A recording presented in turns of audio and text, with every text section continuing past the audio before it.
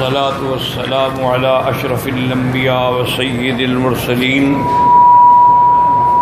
سيدنا محمد وعلى آله وأصحابه أجمعين. اللهم صل على سيدنا محمد وعلى آل سيدنا محمد كما صليت على إبراهيم وعلى آل إبراهيم في العالمين إنك حميد مجيد. أعوذ بالله من الشيطان الرجيم. بسم الله الرحمن الرحيم. ألف لام ميم صاد. كتاب أنزل إليك فلا يكن في صدرك حرج منه لتنذر به وذكرى للمؤمنين. اتبعوا ما أنزل إليكم من ربكم ولا تتبعوا من دونه أولياء قليلا ما تذكرون.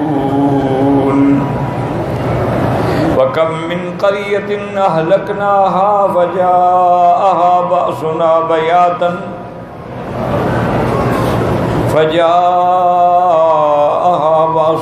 بياتا أو هم قائلون. فما كان دعواهم إذ جاءهم بأسنا إلا أن قالوا إنا كنا ظالمين. فلنسألن الذين أرسل إليهم ولنسألن المرسلين. فلنقصن عليهم بعلم وما كنا غائبين. والوزن يومئذ الحق. فمن ثقلت موازينه فأولئك هم المفلحون. ومن خفت موازينه فأولئك الذين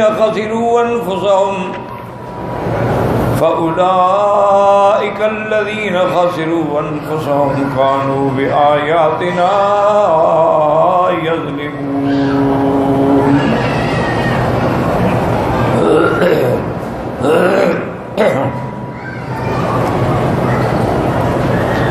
سورۃ الاعراف جو ہے یہ بھی مکی صورتوں میں ہے اور کئی دفعہ الحمدللہ پڑھ چکے ہیں، سن چکے ہیں کہ جتنی صورتیں حضور پاک صلی اللہ علیہ وسلم پر ہجرت سے پہلے نازل ہوئی ہیں، چاہے کہیں بھی نازل ہوئی، وہ سب سور مکیہ کہلاتی ہیں کیونکہ وہ زندگی کا مکی حصہ ہے. اور جو صورتیں ہجرت کے بعد نازل ہوئی ہیں وہ چاہے کہیں بھی نازل ہوئی، وہ ساری صورتیں سور مدنیہ کہلاتی ہیں کیونکہ وہ مدنی حصے میں اتری ہیں. اب آپ دیکھیں کہ سورۃ والمرسلات ہے، یہ تو منا میں اتری ہے لیکن سورہ مدنیہ کہلائی جاتی. اسی طرح آیات مبارکہ ہیں الیوم اکملت لکم دینکم واتممت علیکم نعمتی، یہ الفاظ میں نازل ہوئی لیکن مدنی کہا جاتا ہے. تو خلاصہ کیا نکلا کہ جو نزول قرآن ہجرت سے قبل ہے وہ مکی ہے اور جو نزول قرآن ہجرت کے بعد ہے وہ مدنی ہے. اب تو علماء کی محنتوں سے یعنی مسئلہ ہی مشکل نہیں رہا کہ ہر صورت کے ساتھ لکھ دیتے ہیں مکیت و مدنیت، بس پڑھ لیا. لیکن پہلے بہت بڑا مسئلہ تھا، جب یہ لکھا ہوا نہیں ہوتا تھا تو ہم کیسے معلوم کریں کہ یہ مکی ہے یا مدنی ہے؟ تو اس میں علماء نے محنتیں کی، کاوشیں کی، جد و جہد کی تو اس نتیجے پہ پہنچے کہ جن صورتوں میں صرف عقیدے کا بیان ہے، توحید ہے، نبوت ہے، رسالت ہے، قیامت ہے، شرک کی تردید ہے، اور احکام کوئی نہیں، حکم کوئی نہیں، اس کا مطلب ہے کہ وہ مکی زندگی ہے۔ اور جن صورتوں میں احکام آ گئے، نماز آ گئی، روزہ آ گیا، حج آ گیا، عمرہ آ گیا، زکوٰۃ آ گئی، اموال غنیمت آ گئے، اموال فے آ گئے، اسی طرح احکام وراثت آ گئے، احکام نکاح و طلاق، سمجھ آ گیا کہ یہ مدنی صورت ہے، کیونکہ تمام احکام جو ہیں وہ مدینہ پاک میں نازل ہوئے۔ تو اس لیے سب سے پہلے تو یہ سمجھ لیں کہ سورۃ الاعراف جو ہے یہ مکی صورت ہے، اور اس کے بعد علماء نے یہ بھی لکھا ہے کہ تقریباً اس سورت سے پہلے 38 صورتیں نازل ہو چکی تھیں، یہ 39ویں صورت ہے مکی زندگی کے اندر۔ اس سے پہلے 38 صورتیں جو ہیں وہ نازل ہو گئی تھیں، اور یہ 39ویں صورت۔ اور یاد رکھیں کہ مفسرین کی اصطلاح میں کہتے ہیں عمود، کہ سورت کا عمود کیا ہے، ستون کیا ہے، بنیاد کیا ہے۔ تو اس سورت کا بھی عمود اور بیان جو ہے اس کا تعلق اس بات قیامت سے ہے، اس بات معاد سے ہے، اور ساتھ ہی اس بات رسالت محمد مصطفیٰ صلی اللہ علیہ وسلم سے ہے۔ پھر احوال قیامت ہیں، ان کا ذکر۔ سورۃ الاعراف جو ہے قرآن کے اس لفظ سے محفوظ ہے۔ یاد رکھیں سورتوں کے جتنے نام ہیں نا وہ اسی سورت میں موجود ہوتے ہیں۔ آل عمران، تو آل عمران کا لفظ قرآن میں موجود ہے سورت میں۔ سورۃ البقرہ، تو بقرہ کا قصہ موجود ہے۔ اسی لیے سورۃ الاعراف کو اعراف کہتے ہیں کہ قرآن میں وعلی الاعراف رجال، اور اعراف کس کو کہتے ہیں کہ جنت اور جہنم کے درمیان، یعنی وہ لوگ جو ہوں گے نا جی کہ ان کے نیکیاں اور گناہ برابر ہو جائیں گے۔ اب نیکیاں زیادہ ہوں تو جنت میں جائیں، اور برائیاں زیادہ ہوں تو جہنم میں جائیں، ان کے تو برابر ہو گیا، لہذا وہ اعراف میں ہیں، یعنی نہ جہنم میں ہیں نہ جنت میں ہیں، درمیانی مقام کو اعراف کہتے ہیں۔ لیکن الحمدللہ پھر اللہ کی رحمت سے وہ بھی جنت میں جائیں گے، لیکن ایک مدت ہوگی جس میں وہ اعراف میں ہوں گے، نہ جہنم میں نہ جنت میں، اس لیے اس کو اعراف کہتے ہیں۔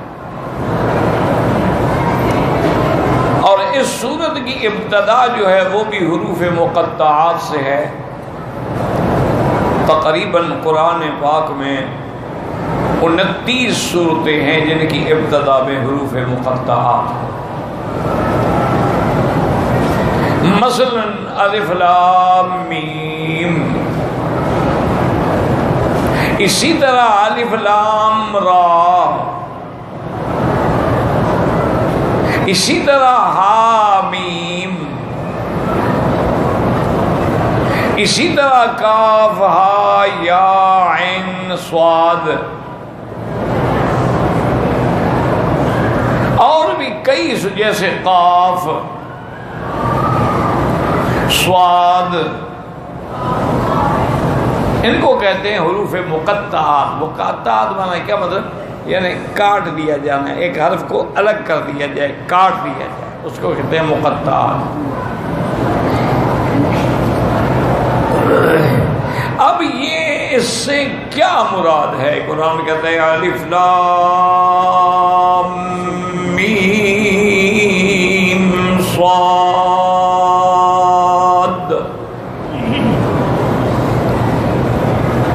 تو اس میں یاد رکھیں کہ مفسرین کرام کا تقریباً راجح قول یہی ہے کہ یہ حروف مقطعات ہیں، اللہ اعلم بمرادہ، اللہ ان کی مراد کو جانتے ہیں کہ کیا مقصد ہے۔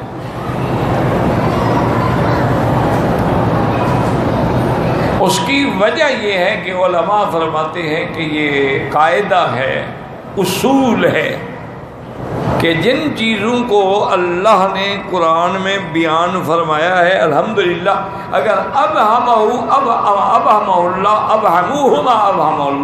اگر اللہ نے بھی اس کو مبہم چھپا دیا ہے تم بھی اس پر بحث رکھو۔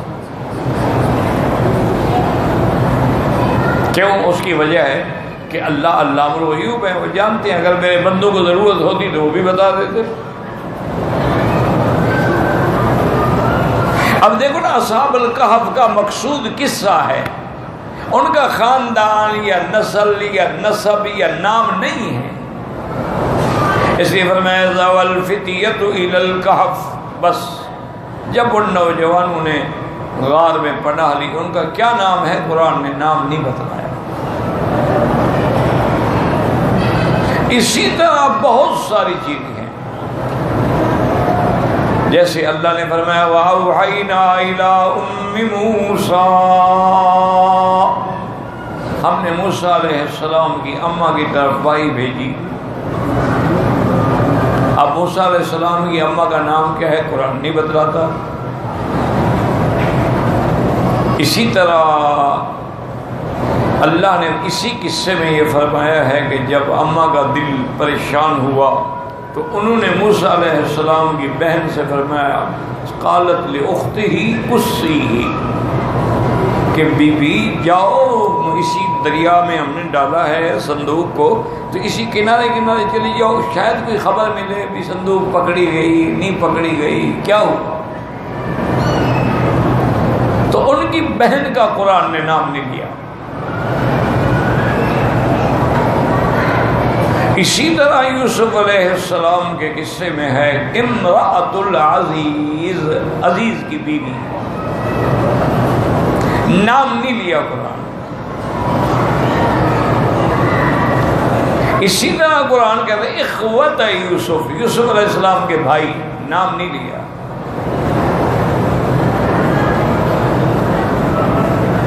اسی طرح موسیٰ علیہ السلام اور خضر کے واقعے میں بھی فرمایا فوجد عبدا من عبادنا، میرا ایک بندہ۔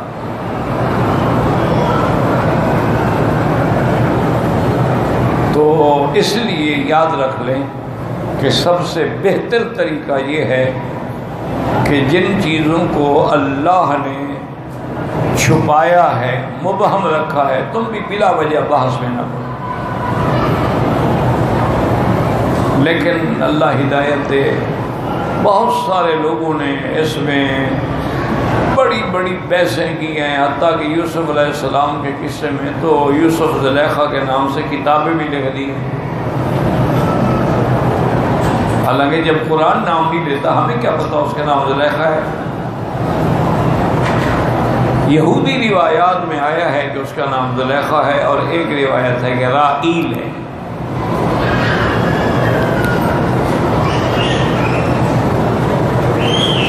لیکن بہرحال ان لوگوں نے اصحاب کہف کے نام بھی تلاش کر لیے، یوسف علیہ السلام کے بھائیوں کے نام بھی تلاش کر لیے ہیں کہ جو حقیقی بھائی تھا بنیامین تھا، باقی اور تھے وہ دوسری ماں سے تھے۔ جب قرآن نہیں بیان کرتا ہے، اچھا تورات میں بھی نہیں ہے، انجیل میں بھی نہیں ہے، اور اسرائیلی روایات ہیں، ان کا کیا اعتبار ہے یہودی روایات؟ اور پھر ہمیں ضرورت کیا ہے؟ قرآن نے ایک قصہ سنایا کہ یوسف کے بھائیوں نے یوسف کے ساتھ یہ کیا، اور عزیز وقت جو تھا اس کا بادشاہ، اس کی بیوی نے یہ کیا، اب باقی ہمیں کوئی ان سے ڈھونڈنا ہے، پتہ کرنا ہے، کیا کرنا ہے؟ جیسے بہرحال میرے کہنے کا مقصد یہ ہے، خدا کے لیے قرآن کو کوئی چیزتا نہ بنا دو، کس سے کہانیوں کی کتاب نہ بناؤ۔ قرآن انہو لقرآن کریم فی کتاب مکنون، اللہ نے اس قرآن کو ایسی شان دی ہے، عظمت والی شان ہے، ظاہراً بھی معنن بھی، باطنن بھی، علمن بھی، حکمتن بھی، نفعن بھی. تو اس کتاب کو تم کس سے کہانیاں نہ بناؤ. جتنا ضرورت ہے اللہ بتا دیتے ہیں، ضرورت نہیں ہے تو اللہ نہیں بتاتے.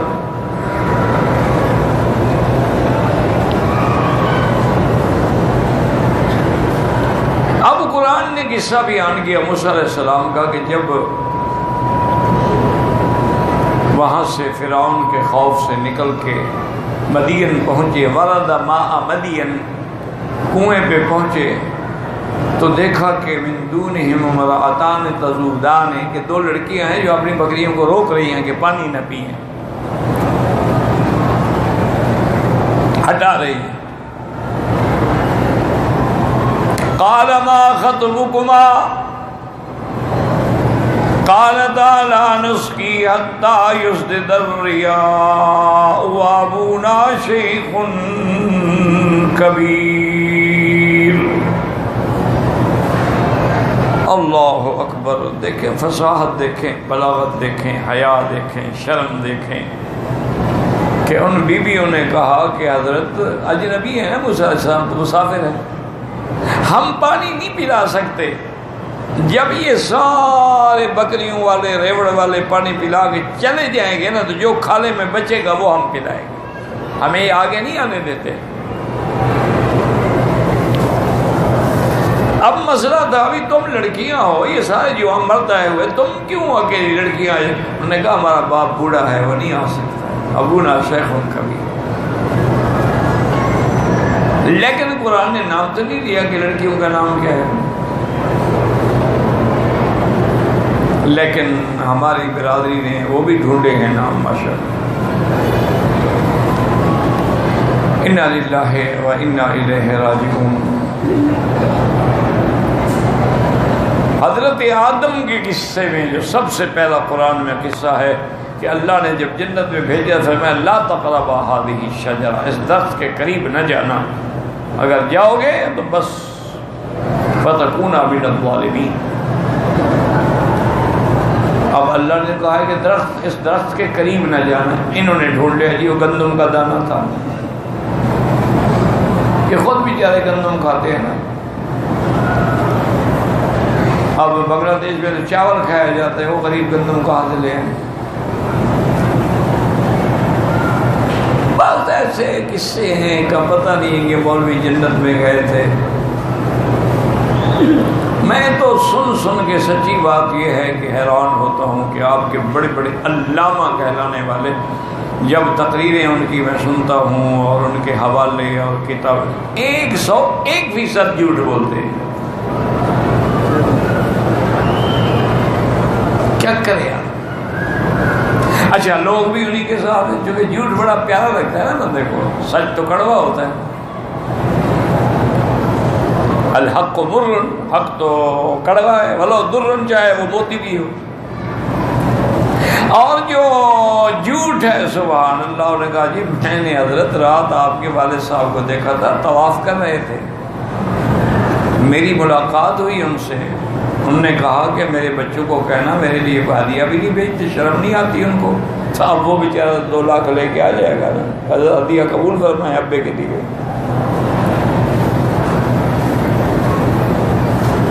انا للہ و انا الیہ راجعون. بڑے بڑے قابل، بڑے بڑے جینیس لوگ ہیں جو اس وقت راستے سے ہٹے ہوئے ہیں. دعا کریں اللہ ان کو ہدایت عطا فرمائے. کوئی دشمنی تو نہیں ہے نا ہماری ان سے، کیا اختلاف ہے. اور قابل لوگ، خدا کی شان دیکھیں کہ ان کی وہ جو جینیس یعنی ان کی جو خصوصیت تھی نا، علم کی، فہم کی، خطابت کی، لطافت کی، وہ حق کے بجائے باطل پہ لگ گئے. بڑے بڑے قابل لوگ. تو بہرحال انہوں نے وہ درخت بھی ڈھونڈ نکالا. اور جب حضرت آدم و حوا کے کپڑے اتارے گئے، فبدت لہما سوآتہما فتفقا یخصفان من ورق الجنہ، یہ جنت کے درختوں کے پتے لے لے کے اپنا شرم چھپا رہے تھے. یہ وہ بھی ڈھونڈ کے لے آئے ہیں جی، وہ کیلے کے پتے تھے.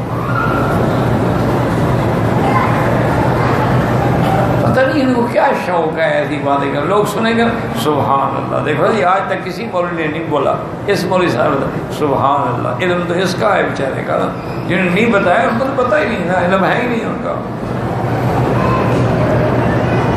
لا حول ولا قوت الا باللہ العلی العظیم، لا حول ولا قوت الا باللہ. تو یاد رکھو قاعدہ کیا ہوا کہ جن چیزوں کو اللہ نے ذکر نہیں کیا چھپا دیا تم بھی بچ. تو جب حروف مقطعات پہ قرآن میں کوئی اللہ نے اس کی آگے تفسیر بیان نہیں فرمائی اور نہ میرے مدنی پاک نے رحمت دو جہاں نے تفسیر بیان فرمائی، تو پھر ہم کیوں بحث کریں؟ بہرحال ایک روایت منسوب کرتے ہیں حضرت ابن عباس کی طرف، لیکن یاد رکھیں کہ حضرت ابن عباس کی انہوں نے تقریباً کتابوں میں 6000 قول لکھا ہوا ہے، حالانکہ ان میں صرف 420 قول صحیح ہیں، باقی ان کے ہیں ہی نہیں. بڑے آدمی کا نام لے لیتا ہے نا ہر کوئی، اور یہ حضرت ابن عباس نے فرمایا، اگلا بیچارہ چپ ہو گیا. اب یہ نہیں پوچھے گا کہ جی آپ کو کس نے کہا ہے کہ حضرت ابن عباس نے فرمایا، کون سی کتاب ہے، وہ کتاب کس طبقات میں ہے. تو ایک قول بہرحال انہوں نے بنایا ہے کہ حضرت ابن عباس نے فرمایا کہ دراصل یہ اشارات ہیں، اور قرآن چونکہ عربی لغت میں اترا ہے تو عربوں کے اندر بھی ایسے اشارات کنایات ہوتے تھے. جیسے ایک محاورہ ہے کہ یا ایھا القاضی بقم فقم، اب قم جگہ کا نام بھی ہے اور قم کا معنی بھی ہے جان چھوڑو جاؤ. تو کبھی اچھا آپ کی اردو میں بھی ہوتا ہے، جیسے وہ ایک رائٹر تھے نا محمد شفیع، تو ہمیشہ لکھتا تھا میم شین.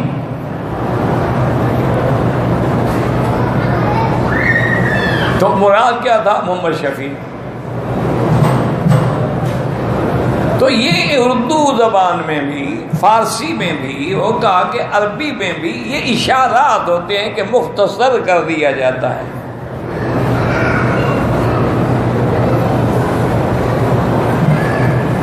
تو انہوں نے فرمایا کہ حضرت ابن عباس کا ایک قول ہے کہ یہ بھی اصل میں اللہ کے نام ہیں جن کا ان لفظوں میں چھپا دیا گیا.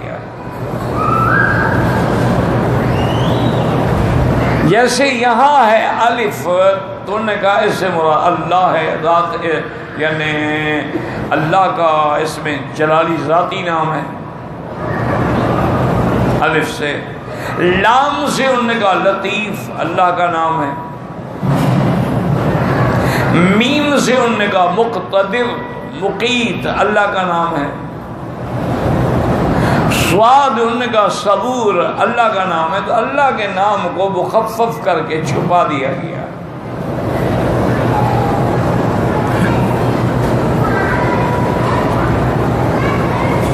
بھائی گزارش یہ ہے کہ اگر حضرت ابن عباس کوئی چھوٹی شخصیت نہیں ہے رضی اللہ عنہما، حبر المفسرین ہیں، اگر انہوں نے فرمایا تو حضور نے فرمایا ہوگا نا،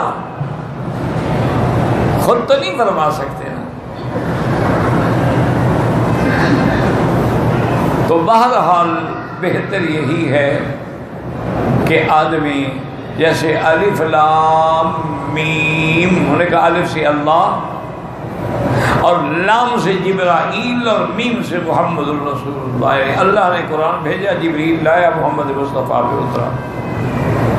لیکن یہ باتیں بہرحال قرآن کی روشنی میں صحیح ثابت نہیں ہو سکتی. قرآن خود تفسیر کرتا ہے، القرآن یفسر بعضہ بعضا. ایک جگہ اگر قرآن اجمالی حکم دیتا ہے، دوسری جگہ تفصیل ہوتی ہے اس کی.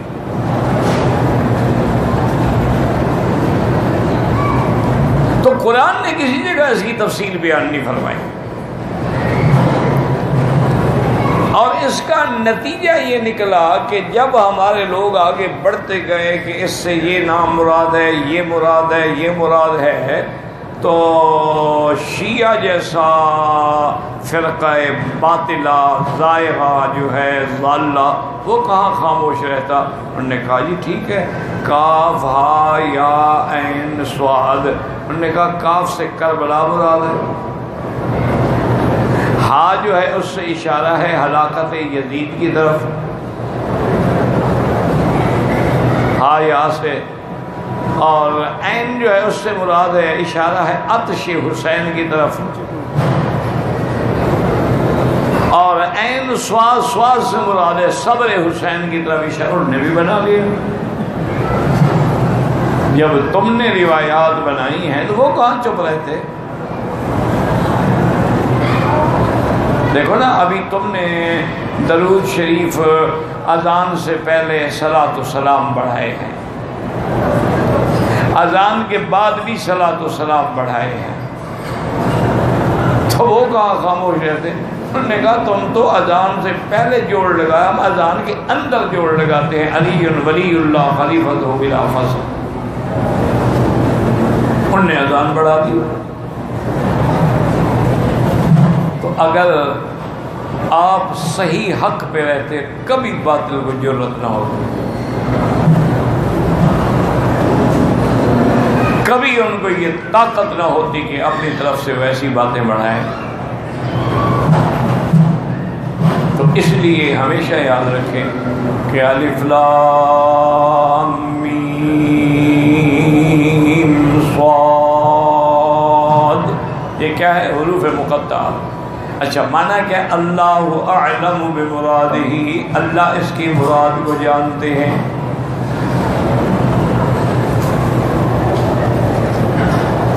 اور بعض علماء نے ایک لطیف بات کی ہے، اللہ کرے حق ہو. انہوں نے کہا کہ اللہ نے حضور کو قرآن میں تقریباً 10,000 غیب کے واقعات کی خبر دی ہے.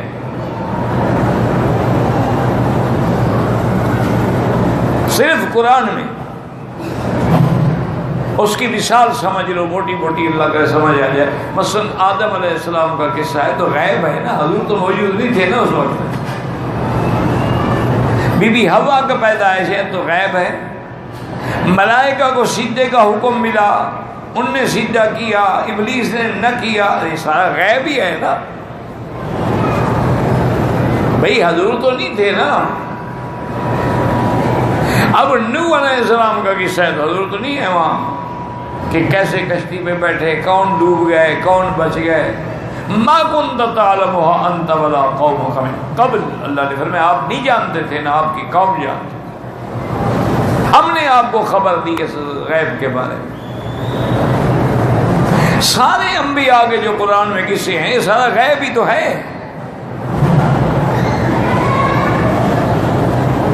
سارے جو قرآن میں قصے ہیں کہ کیسے موسیٰ علیہ السلام فرعون کے مقابلے پہ آئے، ابراہیم علیہ السلام نے کیسے قوم سے یہ سارا.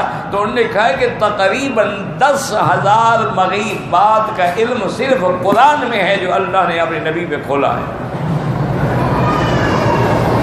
لیکن چند حروف بھی رکھ دیے کہ میرا مدنی میں نے بتایا تو یوسف کا اتنا لمبا قصہ آپ کو بتا دیا، اور نہیں بتایا تو آپ کو 3 حروف کے معنی کا بھی نہیں پتا کہ کیا معنی ہے، اس کو چھپا دیا.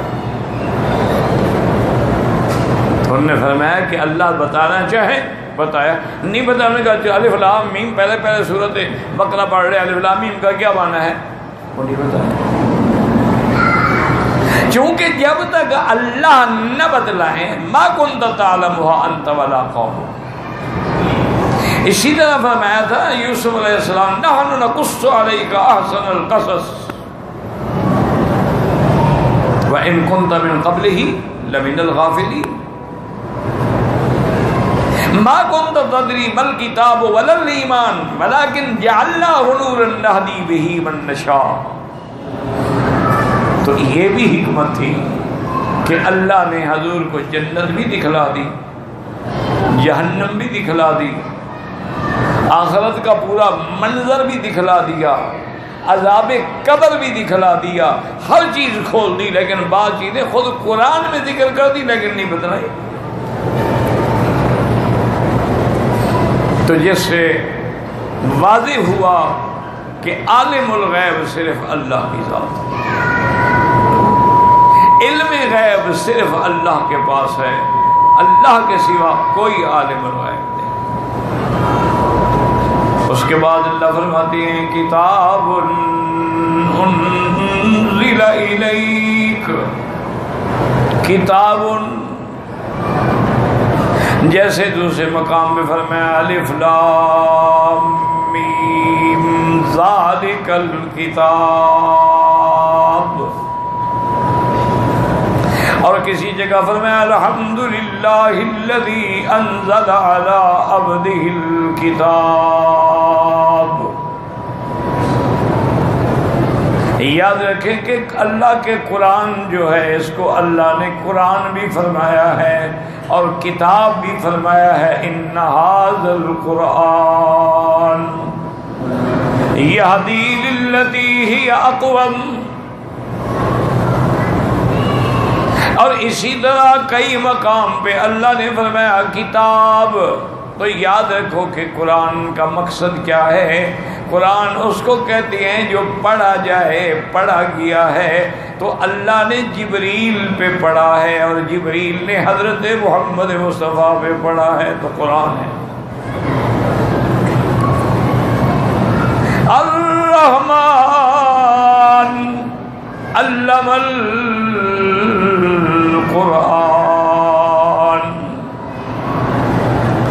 اور اللہ نے کیسے قرآن پڑھایا؟ فرمایا میرے محبوب جب جبریل پڑھتے ہیں آپ آہستہ آہستہ پڑھتے ہیں کہ کوئی حرف رہ نہ جائے، بھول نہ جاؤں، آپ یہ تکلیف بھی نہ کیا کریں، لا تحرک بہ لسانک لتعجل بہ ان علینا جمعہ وقرآنہ فَإِذَا قَرَأْنَاهُ فَاتَّبِعْ قُرْآنَهُ۔ میرے محبوب آپ زبان کو بھی حرکت نہ دیا کریں، قرآن کو جمع کر کے آپ کے سینے میں رکھنا بھی ہمارا کام ہے، قرآن کا پڑھانا بھی ہمارے ذمے ہے، ثُمَّ إِنَّ عَلَيْنَا بَيَانًا، پھر قرآن کی تفسیر بھی ہمارے ذمے ہے، اور کتاب بھی ہے کہ کیونکہ لکھی گئی لوح محفوظ میں اللہ تبارک و تعالیٰ نے قرآن مجید کو لکھ کے رکھ دیا ہے، پھر لوح محفوظ میں لیلۃ القدر میں اترا ہے، اور اس کے بعد پھر 20 سال میں اترتا رہا ہے، تو اس لیے اس کا کتاب بھی ہے اور یہ قرآن بھی ہے۔ ایسے فرمایا کتاب انزل الیک، وہ کتاب میرا مدنی انزل الیک جو آپ کی طرف اتاری گئی، فلا یکن فی صدرک حرج منہ، اس قرآن کے اترنے سے آپ دل میں تنگی محسوس نہ کریں۔ کیا مطلب؟ قرآن سے تو رحمت ہوتی ہے، تنگی کیا ہے؟ بھئی قرآن تو رحمت ہے، تو قرآن کے اترنے سے تنگی کیسے ہوگی؟ قرآن تو ایسی چیز ہے سبحان اللہ کہ حتیٰ کہ انسان تو انسان جن بھی کہتے ہیں کہ انا سمعنا قرآنا عجبا یہدی الی الرشد فآمنا بہ، جن ہے وہ، انا سمعنا کتابا انزل من بعد موسیٰ مصدقا لما بین یدیہ یہدی الی الحق والی طریق مستقیم۔ اللہ فرماتے ہیں وَنُنَزِّلُ مِنَ الْقُرْآنِ مَا هُوَ شِفَاءٌ وَرَحْمَةٌ لِّلْمُؤْمِنِينَ۔ تو یہاں کیسے ہو گیا کہ جب قرآن اتارا ہم نے تو آپ کا دل تنگ نہ ہو، آپ تنگی محسوس نہ کریں؟ تو اس لیے سمجھیں کہ کتاب انزل الیک فلا یکن فی صدرک حرج منہ، کیونکہ میرے محبوب جانتے تھے کہ جب میں قرآن پڑھتا ہوں تو کافر آگے بکواس کرتے ہیں، کافر اس کو جادو کہتے ہیں، اساطیر الاولین کہتے ہیں، کبھی معلم مجنون کہتے ہیں، کبھی مجھے نعوذ باللہ کذاب اور شاعر کہتے ہیں۔ اب بھی یہ قرآن تو آیا ہے، لیکن جب میں ان کو سناؤں گا تو میرے ساتھ یہ کیا کریں گے؟ فَلَقَدْ نَعْلَمُ أَنَّكَ يَضِيقُ صَدْرُكَ بِمَا يَقُولُونَ. تو اس لیے فرمایا آپ تنگ دل نہ ہوں، اس کا مسئلہ بھی ہم خود انتظام کر دیں گے. آخر قرآن غالب آئے گا، آخر حق غالب آئے گا، آخر باطل مٹ جائے گا. وہ قرآن سے مذاق اڑانے والے جو تھے نا، قرآن کے آگے جھک گئے، مٹ گئے، ہمیشہ کے لیے غلام بن گئے. واللہ اعلم. اللہ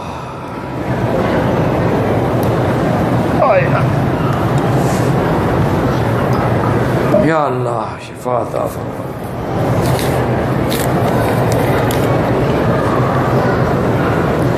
اگر عمرہ مکمل کرنے پر میرے سر کے بال بالکل چھوٹے، دونوں انگلیوں کی چٹکی میں مشکل سے آتے ہیں، تو باریک مشین سے سر میں ڈال دیا، کوئی حرج نہیں، لیکن افضل یہی تھا کہ آپ اس طرح استعمال کریں.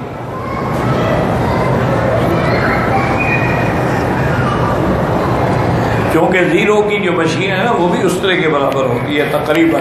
اللہ عالم.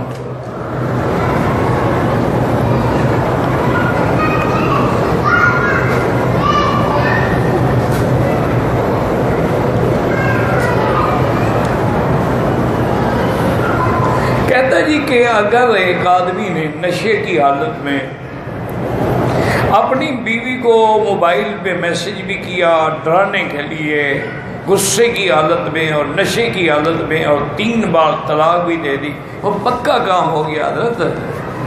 یہ اچھا نشہ تھا کہ لفظ طلاق تو یاد رہ گیا اس کو.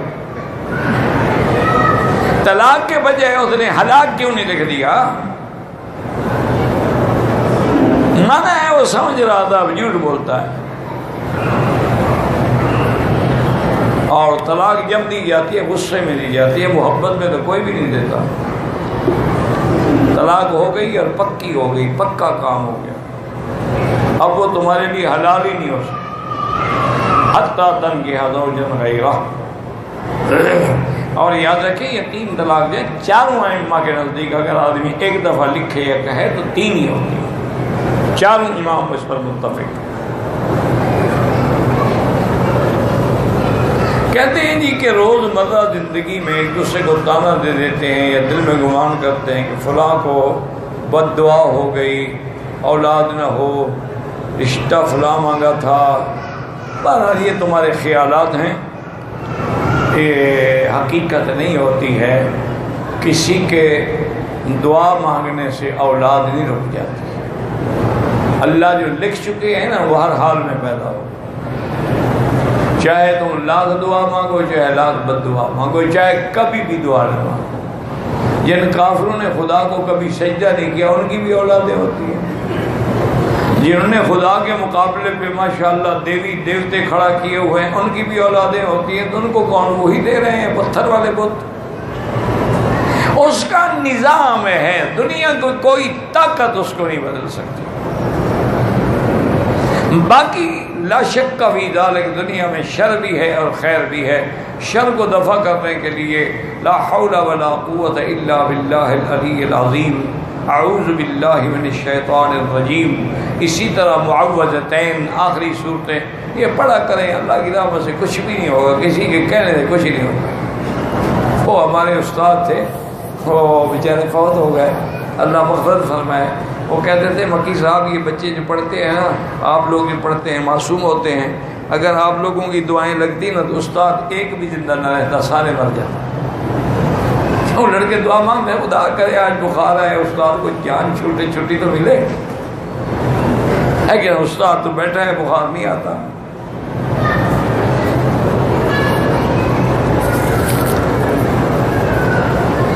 ہم شعبان کے روزے کی کوئی 15 شعبان کے روزے کا حکم ہی کوئی نہیں، تو فضیلت کیا بیان کریں؟ کسی حدیث میں نہیں ہے کہ 15 شعبان کو روزہ رکھا جائے.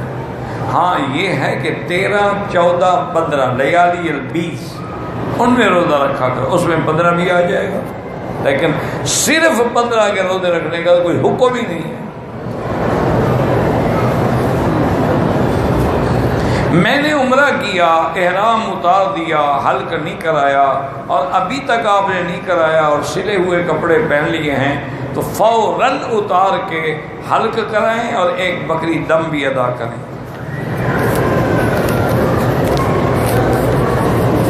تو یار کو باتیں لکھا کرو، زندہ کے لیے کوئی عمرے کے لیے نہیں ہے اجازت، آپ عمرہ کریں اپنے لیے، اس کے لیے دعا کریں۔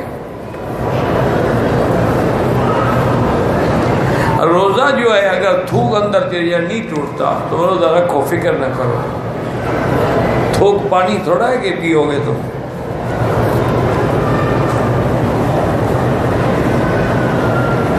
جس آدمی نے ذی قعد میں عمرہ کیا، حج لازمی ہے؟ بالکل نہیں، حج زندگی میں ایک دفعہ ہوتا۔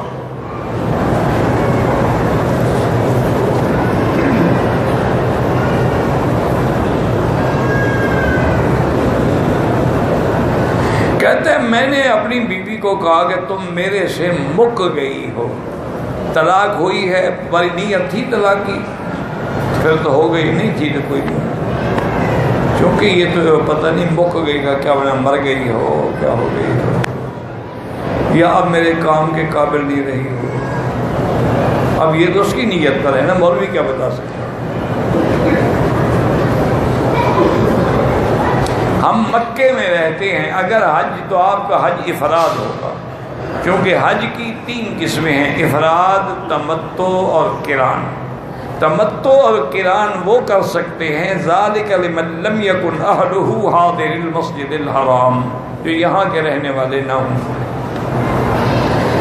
ہاں اگر تمہیں شوق ہے تو اس کا حل ہے کہ مدینے جا کے پہلے عمرے کا احرام باندھ کے عمرہ کر لو، پھر حج کر لینا، تمتع ہو جائے گا، لیکن میقات کے باہر جانا پڑے گا۔ افضل یہی ہے مکے والوں کے لیے افراد۔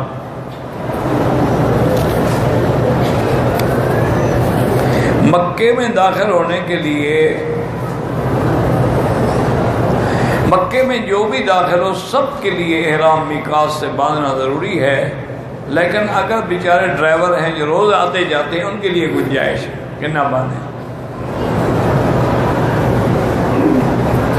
احرام پہننے سے نیت کرے گا عمرے کی، پھر آئے گا طواف کرے گا، صفا دوڑے گا، بال کٹائے گا، پھر احرام سے حلال ہوگا۔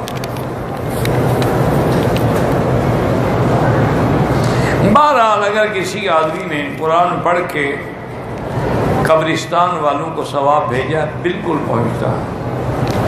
اسی لیے تو ہمیں حکم ہے نا کہ جب گزرے تو کہیں السلام علیکم یا دار قوم مؤمنین انا انشاء اللہ بکم لاحقون انتم السابقون ونحن الاثر۔ اسی طرح حضور پاک جنت البقیع الغرقد کے دروازے پہ کھڑے ہو کے بڑی لمبی لمبی دعا فرماتے ہیں۔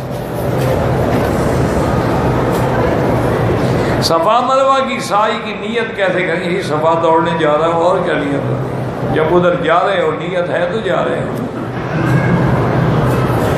صفا مروہ پہ کھڑ، صفا پہ دعا مانگیں، مروہ پہ مانگیں، دعائیں قبول ہوتی، اپنی زبان میں مانگتے رہو۔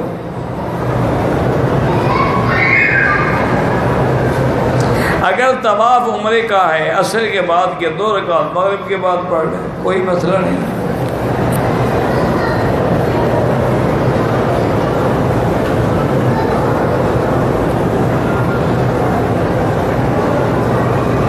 دم کروانے کا معنی یہ ہے وہ جو جاہلیت کا دم ہے، یہ مراد نہیں ہے کہ قرآن کا دم بھی نہیں کرواتے تھے، حضور خود دم کرتے تھے، معوذتین پڑھ کے ہاتھوں پہ اور سارے بدن پہ پھیرتے تھے، حضور خود حسن حسین پہ دم کرتے تھے۔ عقل کیا کرو، وہ دم حرام ہے جو مشرکانہ ہے۔ صحیح بخاری کی حدیث تو آپ نے پڑھ لی ہے، سمجھا الحمدللہ کچھ بھی نہیں۔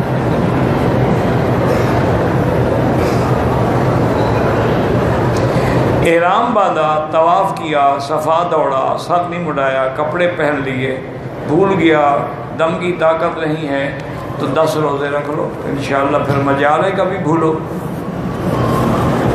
بھولنے کی سزا ہے نا، سبق بھولو تو استاد مارتا ہے نا۔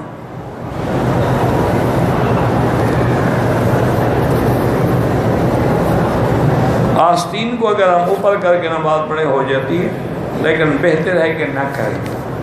جتنا بدن چھپا ہوگا، جتنا ستر ہوگا، عزت ہوگی۔ خذوا زینتکم عند کل مسجد، اگر آپ ٹوپی کے اوپر غترہ رکھتے ہیں تو نماز میں بھی غترہ رکھیں، اس کی یہ نہیں کہ اتار کے پھینک دیں۔ لوگوں کے سامنے جیسے وقار سے جاتے ہو تو اللہ کے دربار میں بھی اسی طرح حاضر ہے۔ عصر کے بعد ریاض الجنت میں یا حتیم میں بالکل نفل نہیں پڑھ سکتے، عام مکروہ اوقات میں بھی نہیں پڑھ سکتے۔ میری بیٹی کی ولادت ہے، بہرحال میں نے وہ تحنیک آپ کو کر دی ہے، باقی میں کوئی بزرگ ہوں کہ مجھ سے آپ کھجوریں تحنیک کروائیں، کسی اللہ والے سے کروایا کریں۔ میں تو ایک گناہ گار آدمی ہوں اور طالب العلم ہوں۔ پاکستان سے کپڑے ہوٹل میں کپڑے تبدیل کر کے پھر عمرہ کیا، کوئی بات نہیں۔ اگر انہوں نے ہوٹل میں آ کے غسل کیا، کپڑے بدل کے عمرہ کیا، کوئی بات نہیں۔ مقصد یہ ہے کہ خوشبو والا صابن نہ ہو، شیمپو نہ ہو خوشبو والی۔ اگر خوشبو والے صابن سے کیا دم پڑ گئی۔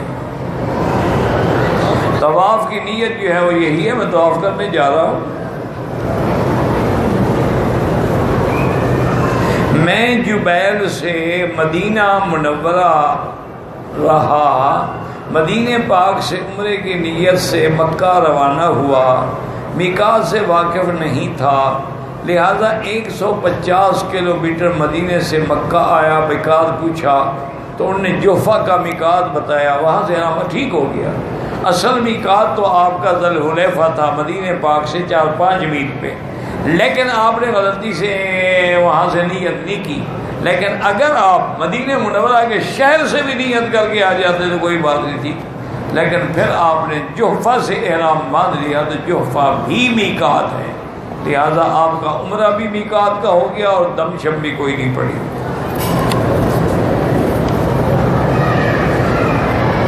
کہتے ہیں جی کہ مکہ مدینے میں جتنے دن ہم رہتے ہیں اگر بیوی ساتھ ہو تو اس سے مل سکتے ہیں، تو یہ مکہ مدینے والے لوگوں کے جو بچے پیدا ہوتے ہیں یہ اوپر سے گرتے۔ اللہ کے بندے تمہاری بیوی ہے، کیوں نہ ملو؟ مکہ مدینے میں یا ہر جگہ گناہ منع ہے، اپنی بیوی تو حلال ہے۔ شرط یہ ہے کہ دونوں عمرے سے فارغ ہو چکے ہو۔ بھائی 15 شعبان کے بارے میں کسی صحیح حدیث مبارک میں روزے کا حکم نہیں ہے، بات ختم ہو گئی۔ ہوٹل میں نماز جماعت کے ساتھ، سفر کی قصر، بہرحال کوشش کریں کہ حرم کی نماز پڑھیں، نہ ملے تو پھر جماعت کر کے پڑھ سکتے ہیں، مسافر ہیں تو قصر ہی پڑھیں گے۔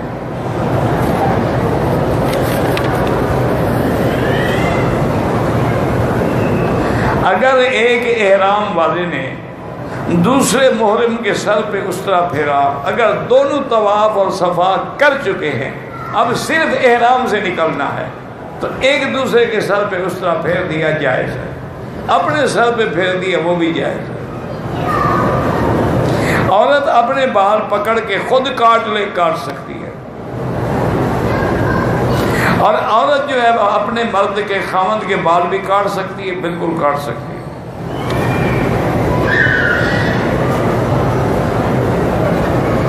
سب بیٹیوں، اللہ تعالیٰ جن مسلمانوں کے گھروں میں بیٹیاں ہیں انہیں اچھے رشتے عطا فرما۔ تو اس کے لیے آسان حل یہ ہے کہ سورۃ الرحمن جو ہے نا جی، وہ لڑکیاں بھی ان کے والدین بھی سورۃ الرحمن 3 دفعہ روزانہ پڑھا کریں، اول آخر 11 بار درود شریف نماز والا، اور اس کے بعد اللہ سے دعا کریں، انشاءاللہ بہت جلد اور اچھے رشتے ہو جائیں گے۔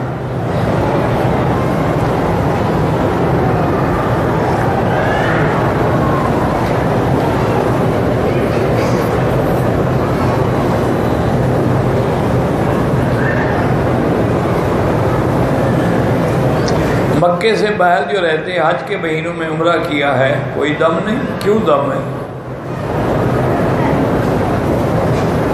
حج کے مہینوں میں مسجد عائشہ میں جیرانہ سے عمرہ کیا ہے، کوئی دم نہیں ہے۔ وہ تو اگر حج کرے گا تو پھر بکری رکھے گا، اگر صرف عمرہ کیا ہے تو اس پر کیا دم ہے؟ یعنی ایک آدمی حج کے مہینوں میں عمرہ کر لے پھر حج بھی کرے تو اب وہ رکھے گا اپنے دم تمتع، لیکن ایک آدمی نے صرف عمرہ کیا، چاہے ذی الحج میں بھی عمرہ کرے، ذی القعدہ میں بھی کرے، اس نے حج کرنا ہی نہیں تو اس پر کوئی جرمانہ نہیں.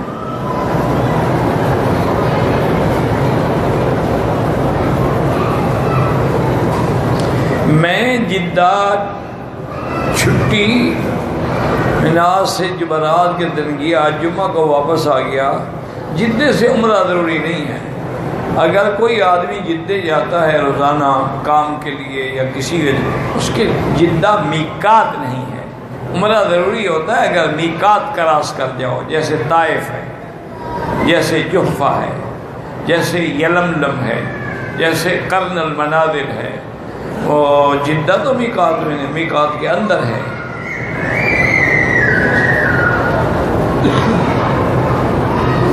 ہماری بہن حمل سے ہیں ولادت کے لیے، اللہ کا قرآن پڑھ کے سورۃ فاتحہ پڑھ کے دم کر کے پانی پلا دیا کریں.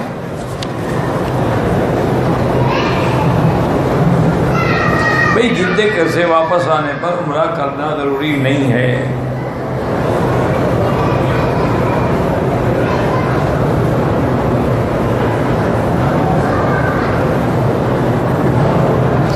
بہرحال ایک آدمی نے عمرہ کیا، طواف کیا، صفا مروہ دوڑا، بالوں پہ ٹک لگائے اور احرام اتار دیا، کپڑے پہن لیے، لیکن بعد میں بال کٹوا دیے تو کوئی جرمانہ نہیں، کوئی دم نہیں پڑتی اس میں. اللہ اعلم. اللہم صلی علی سیدنا محمد وعلی آل سیدنا محمد.